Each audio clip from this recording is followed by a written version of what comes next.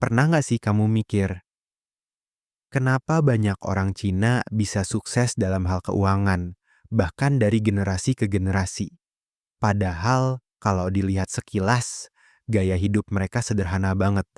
Tapi anehnya, mereka bisa punya bisnis di mana-mana, properti banyak, dan tabungan yang bikin iri. Bukan karena mereka tajir dari lahir, tapi karena mereka punya cara menabung dan mengelola uang yang, jujur aja, banyak dari kita gagal total menirunya.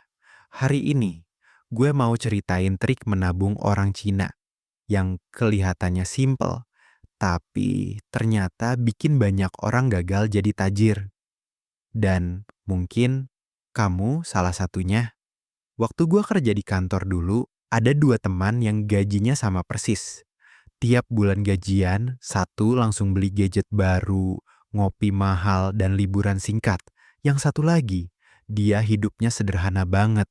Bekal dari rumah, motor butut, tapi tiap tahun dia bisa beli emas atau nambah deposito. 2 tahun kemudian, yang satu sibuk ngeluh uangnya nggak cukup, yang satu lagi udah buka toko kecil.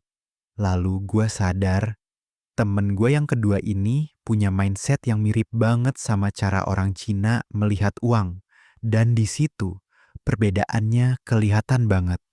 Buat banyak orang Cina, uang itu bukan hasil akhir, tapi alat bertahan dan berkembang. Mereka nggak akan bilang, wah gajiku naik, saatnya naik gaya hidup. Tapi mereka mikir, kalau pengeluaran naik, tabungan dan peluangku turun. Makanya, mereka selalu hidup di bawah kemampuan finansialnya.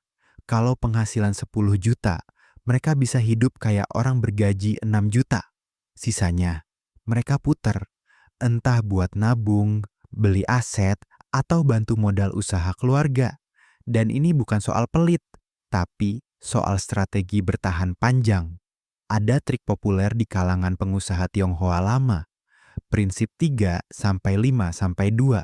Artinya, dari setiap 10 bagian uang yang kamu dapat, 3 bagian untuk kebutuhan hidup, 5 bagian untuk investasi dan tabungan, 2 bagian untuk hal sosial atau tak terduga. Buat mereka, uang nggak boleh diam.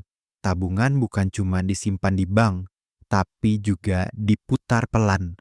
Kadang lewat bisnis kecil, jualan keluarga, atau bahkan aset yang sederhana tapi stabil.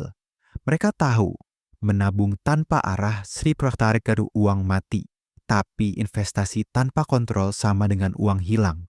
Nah, disinilah banyak dari kita gagal. Kita sering berpikir, kalau gajiku udah naik, baru deh mulai nabung. Padahal orang Cina mikirnya kebalik. Aku mulai nabung dulu, baru sisa uangnya boleh dinikmati. Kita juga terlalu sering ingin cepat kaya, bukan pintar kelola uang. Mereka sabar. Mereka ngerti bahwa kaya itu hasil dari ritme kecil yang diulang terus, bukan keputusan besar yang impulsif. Kalau mereka belanja, mereka mikir, ini kebutuhan atau cuma gengsi. Sementara banyak dari kita belanja sambil bilang, kapan lagi? Ya, kapan lagi? Sampai saldo tinggal 2 digit. Gue pernah dengar satu kalimat dari seorang pemilik toko Cina di Glodok. Kalau kamu bisa tahan diri hari ini, kamu beli kebebasan besok. Itu sederhana banget, tapi dalam.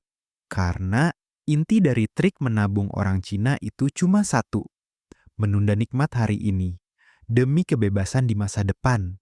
Dan yang bikin tajir gagal, bukan karena mereka nggak tahu caranya, tapi karena mereka nggak sabar buat nunggu hasilnya.